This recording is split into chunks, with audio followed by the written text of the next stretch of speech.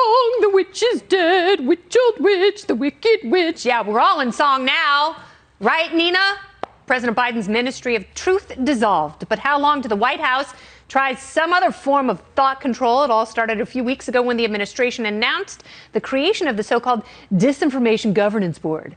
Sounds bland and bureaucratic, but that was probably by design. Nothing to see here, simple citizen. Move along. Fortunately, some freedom lovers caught wind, and what they found was beyond alarming. An Orwellian government agency designed to monitor what we all say and do. The White House claimed it was created to keep us safe. But who gave them the right to decide what is true and what is false?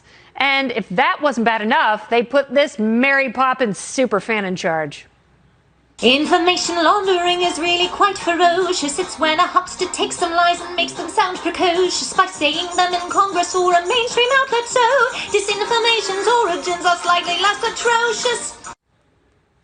I wish I could say that was a deep fake, but no, that was real. And that has come back to haunt Nina Jankowicz, the person the administration picked to run the Disinfo board. Fortunately, she has resigned, but there is some bad news. The Biden administration says the agency has only been paused. Not sure what that means. And today at the White House, our very own Peter Doocy asked the new press secretary, Karine Jean-Pierre, for some badly needed clarification. Watch. So if it's pausing because you think the board was mischaracterized, then the disinformation board is being shut down because of disinformation? Is that what's happening here? Look, I mean, the board was put forth for a purpose, right? To make sure that we really did address what was happening across the country when it came to disinformation. We're going to pause it and we're going to do an assessment. But the work doesn't stop. Here's a better idea. Stop the work. So did the White House get the message, or will they try again? Let's meet tonight's Hump Night Man panel. Conservative strategist and vice president of PR for Z Labs, Chris Barron, is back. Hockey lover, let's go Rangers.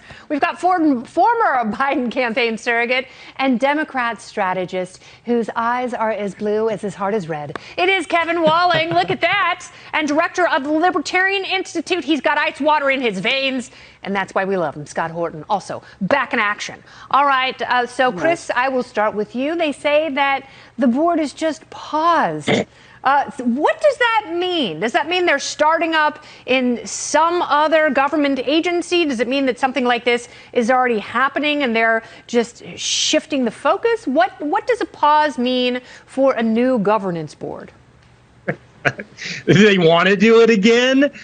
They hope that next time they can be a little sneakier about it. They hope they can be more clever. Like, here's my question. I assume that Nina Jankowicz is the one who leaked this story to Taylor Lorenz at the Washington Post to write this. It's literally Taylor Lorenz writing a story about Nina Jankowicz being like forced out of the disinformation board is like the political version of the human centipede. Like I literally, I mean, it was like, who thought this one up? Like, wow, is there anyone less salty credible? Language. This isn't NPR, Chris. This is anyone less credible than Taylor Lorenz to be writing about Nina Jankowicz leaving the disinformation. The whole thing is just a mess.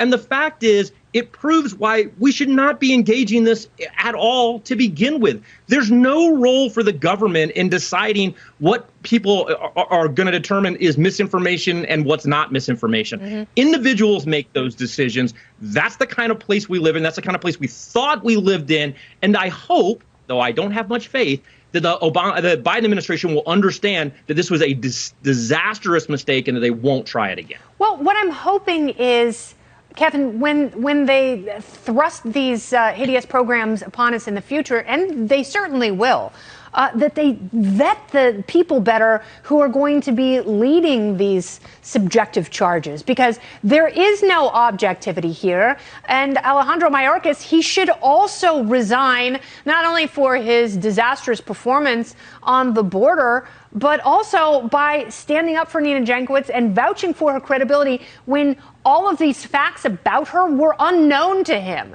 So that's either his incompetence or laziness on the part of his staff. And if he can't inspire hard work from his staff, then he has to go. Kennedy, it's an interesting point. I think the rollout for this whole governance board was a mistake from the get-go. Secretary Mayorkas struggled to discuss it before Congress and even on Fox News Sunday. So this was a board that was bungled in its announcement from the very start. Yes. The importance of some kind of operation that should have bipartisan support when it comes to cracking down on overseas disinformation, misinformation, what the Chinese government and Russian government and drug smugglers and human traffickers are doing with disinformation is harming our society and our country. And we should have Republicans and Democrats figuring this out and working this out together. So it's not an attack on the Biden administration, but something that we can work together on to protect the American people from. No, because Democrats think whatever Republicans say is disinformation. They naturally think that Republicans are their enemy. They are the other. Therefore, anything that comes out of their mouths is harmful. Well, yes, that's what happens when you have a two-party system. Agreed. And Scott, this is also the kind of stuff that happens in countries that are far less free. Places like Turkey and China and North Korea and Russia, they have these kind of boards to make sure that people are in compliance with them. And as you have pointed out, this is a very un-American idea. Yeah, of course. Just like the Department of Homeland Security itself.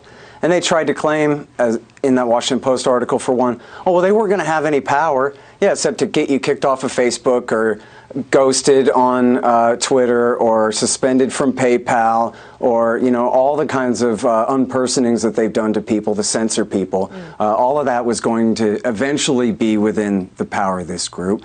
And the lesson is for our national government is to go the traditional route, which is just flood the cable TV news channels with so-called retired generals and cops and spies to just push the party line and pretend as though they're independent actors with an independent point of view rather than armed salesmen or whatever it is that they're doing, you know, moonlighting in their off time. That's the traditional way to handle these things. Yeah, no, but instead, you know, MSNBC gives people like John Brennan big contracts to, you know, fart out opinions when he's really being a propagandist for Democrats. And it's incredibly dangerous because these people that you point out who are experts, they're the ones who have been lying to us for years. So why would we trust any of them to tell us the truth about outside actors who are trying to lie to and harm this country when they've been doing it all along? I hate to say it, but I'm incredibly skeptical.